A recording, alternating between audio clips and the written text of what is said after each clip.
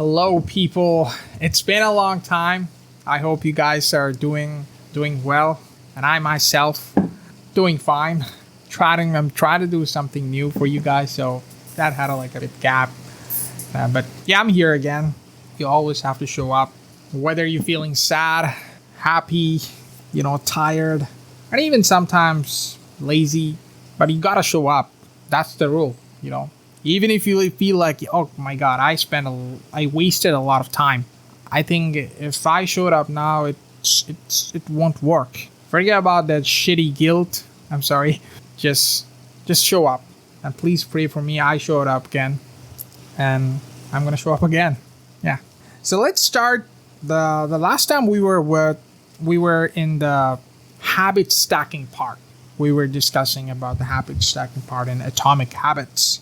So today is the part 5 of Atomic Habits. The title would start something like Motivation is Overrated, Environment Often Matters More. Anne Thorndike, a primary care physician at Massachusetts General Hospital in Boston, had a crazy idea. She believed she could improve the eating habits of thousands of hospital staff visitors without changing their willpower or motivation in the slightest way. In fact, she didn't plan on taking to them at all. Thorndike and her colleagues designed a 6-month study to alter the choice architecture of the hospital cafeteria. They started by changing how drinks were arranged in the room. Originally, the refrigerators located next to the cash register in the cafeteria were filled with only soda. The researchers added water as an option to each one. Additionally, they placed baskets of bottled water next to the food stations throughout the room. Soda was still in the primary refrigerators, but water was now available at all drink locations. Over the next 3 months, the number of soda sales at the hospital dropped by 11.4%. Meanwhile, sales of bottled water erased by 25.8%. They made similar adjustments and saw similar results. With the food in cafeteria, nobody had said a word to anyone eating there. Okay, so here is the map. I couldn't show you the map, but it's good. Okay. People often choose products not because of what they are, but because of where they are. If I walk into the kitchen and see the plate of cookies on the counter, I will pick a half of dozen and start eating, even if I hadn't been thinking about them beforehand and I didn't necessarily feel hungry. If the communal table at the office is always filled with donuts and bagels, it's going to be hard not to grab one every now and then. Your habits change depending on the room you're in and cues in front of you. Environment is a invincible hand that shapes human behavior. Despite our unique personalities, certain behaviors tend to arise again and again under the certain environmental conditions. In church, people tend to talk in whispers. On a dark street, people act wary and grateful in this way. The most common from a change is not internal, but external. We are changed by word around us. Every habit is context dependent. In 1936, psychologist Kurt Lewin wrote a simple equation that makes a powerful statement. Behavior is a function of the person in their environment. Are B equal to F PE? Whoa, that's like a very good equation. It's kind of like a behavior equation. It didn't take long for the Lewin equation to be tested in business.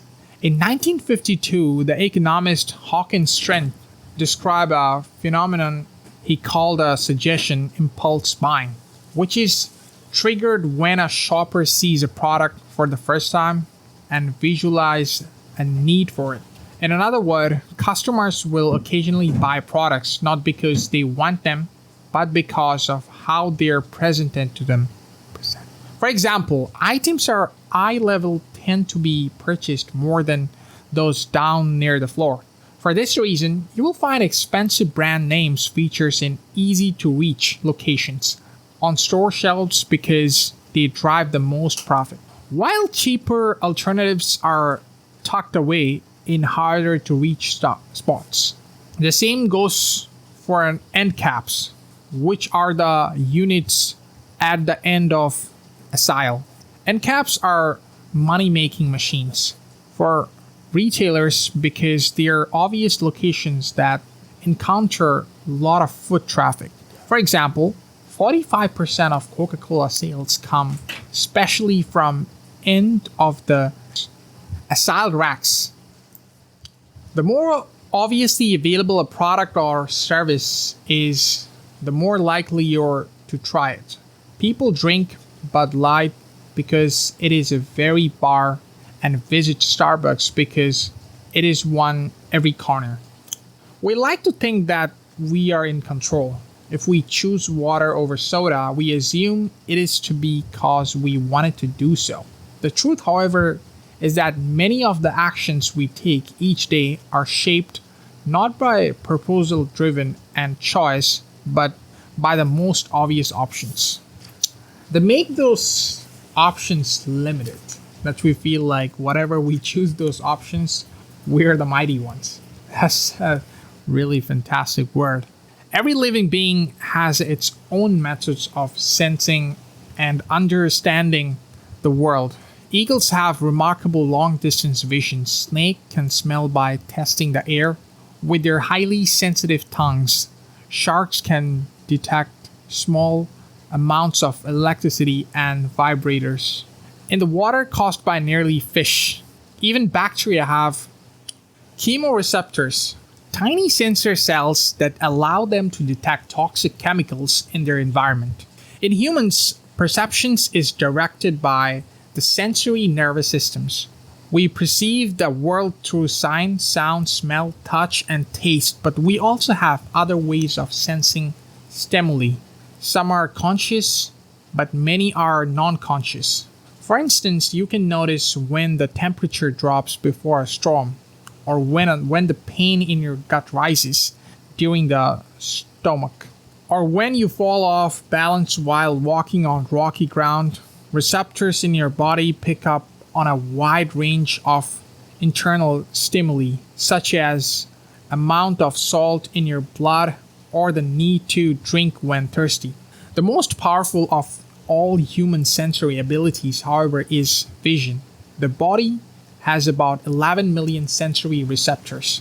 Approximately 10 million of those are dedicated to sight. Some experts estimated that half of the brain's resources are used on vision. Given that we are more dependent on vision than on any other sense, it should come as no surprise that visual cues are the greatest catalyst of our behavior. For this reason, a small change in what you see can lead to a very big shift in what you do. As a result, you can imagine how important it is to live and work in environments that are filled with productive cues and devoid unproductive ones. Thankfully, there is a good news of this respect. You don't have to be the victim of your environment. You can also be the architect of it. How to design your environment for success. During energy crisis and oil embargo of the 1970s, Dutch researchers began to pay close attention to the country's energy usage. In one suburb near Amsterdam, they found that some homeowners used 30% less energy than their neighborhood. Despite the homes being of similar size and getting electricity for the same price, it turned out the houses in the neighborhood were nearly identical except for one feature: the location of the electrical meter. Some had a one in the basement, others had the electrical meter upstairs in the main hallway. As you may guess, the home with the meter located in the main hallway used less electricity. When their energy use was obvious and easy to track, people changed their behavior. Every habit is initiated by a cue, and we are more likely to notice cues that stand out. Unfortunately, the environments where we live and work often make it easy not to certain actions because there is no obvious cue to trigger the behavior. It's easy not to practice the guitar when it's tucked away in the closet. It's easy not to read a book when the bookshelf in the corner of the guest room. It's easy not to take your vitamins when they're out of your sight in the pantry. When the cues that sparks a habit are subtitle or hidden, they're easy to ignore. By comparison, creating obvious visual cues can draw your attention towards a desired habit. In the early 1990s, the cleaning staff at Schiphol Airport in Amsterdam installed a small sticker that looked like a fly near the center of each urinal. Apparently, when man stopped up to the urinals, they aimed for what they thought was a bug. The sticker improved their aim and significantly reduced spillages around the urinals. Further analysis determined that the stickers cut bathrooms cleaning cost by 8% per year. I have experienced the power of obvious cues in my own life. I used to buy apples from the store, put them in the crisper in the bottom of the refrigerator, and forgot all about them. By the time I remembered, the apples would have gone bad. I never saw them, so I never ate them. Eventually, I took my own advice and redesigned my environment. I bought a large display ball and placed it into the middle of the kitchen counter. The next time I bought apples, that was where they went, out in the open where I could see them, almost like magic.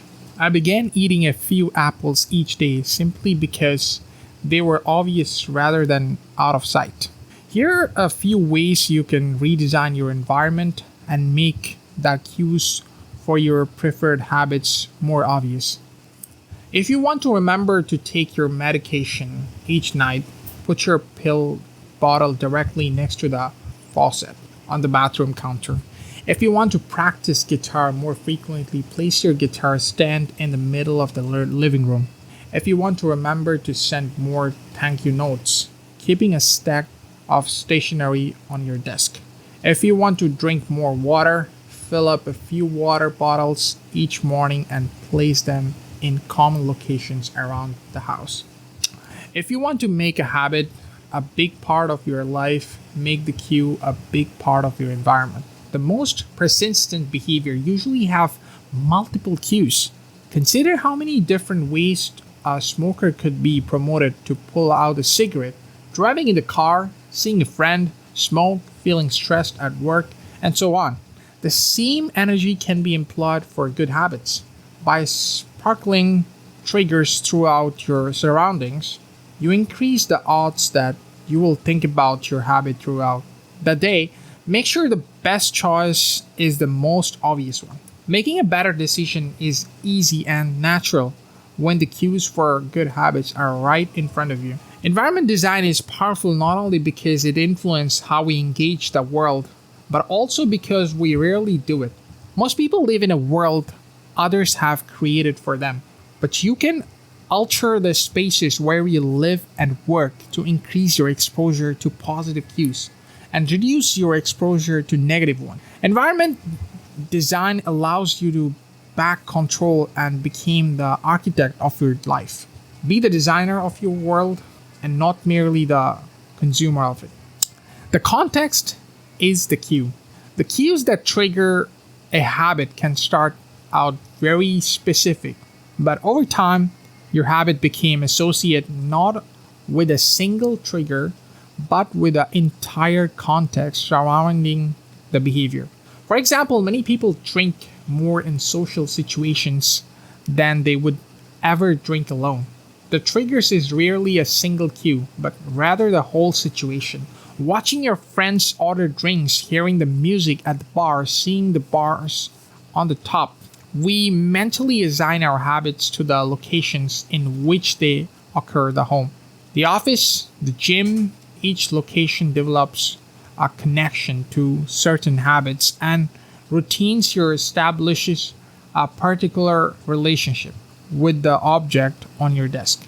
The items on your kitchen counter, the things in your bedroom, Our behavior is not defined by the object, is the environment, but by our relationship to them.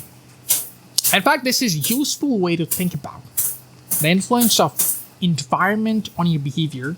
Stop thinking about your environment as filled with objects. Start thinking about it is filled with relationships. Think in terms of how interact with spaces around you. For one person, her coach in the place where she reads for an hour each night. For someone else, the coach is where he watches televisions and set a ball ice cream after work. Different. People can have different memories, and those different habits associate with the same place. The good news, you can train yourself to link particular habit with a particular context. In one study, scientists instructed insomniacs to get into bed only they were tired.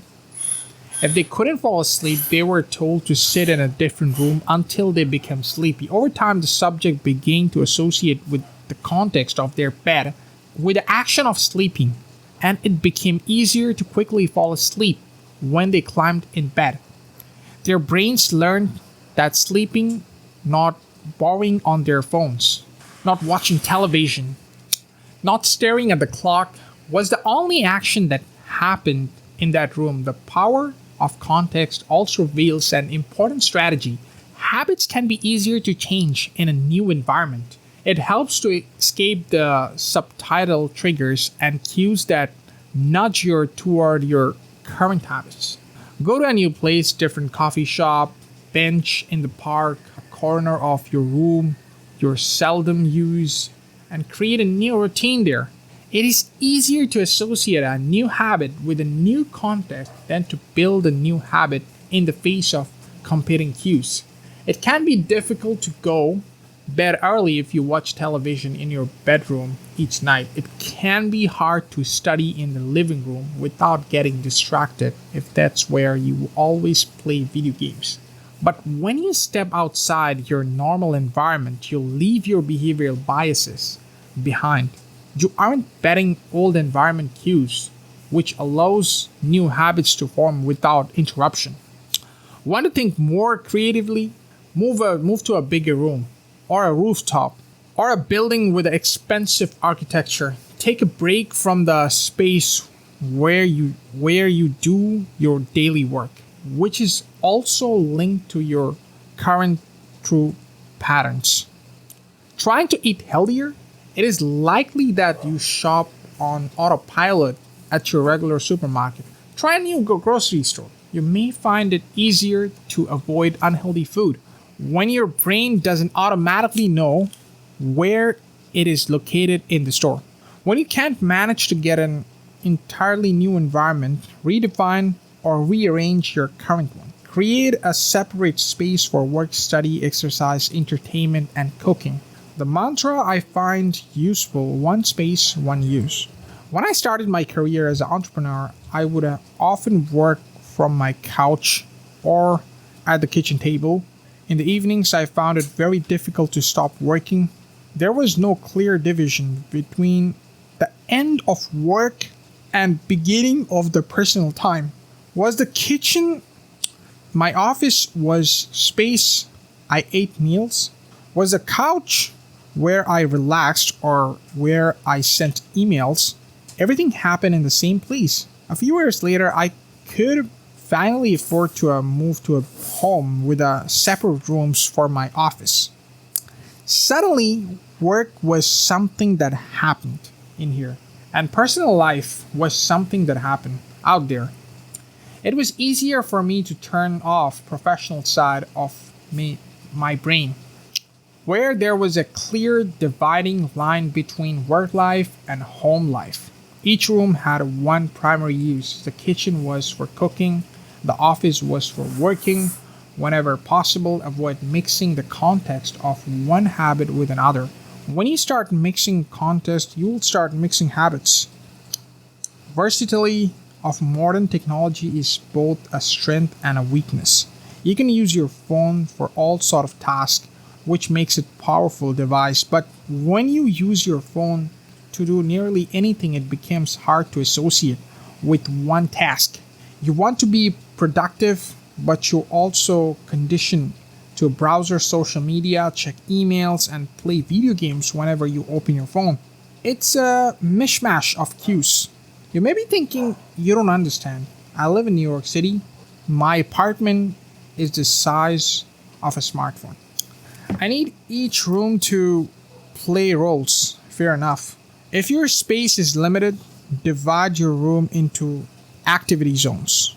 A chair for reading, a desk for writing, a table for eating. You can do the same with your digital spaces.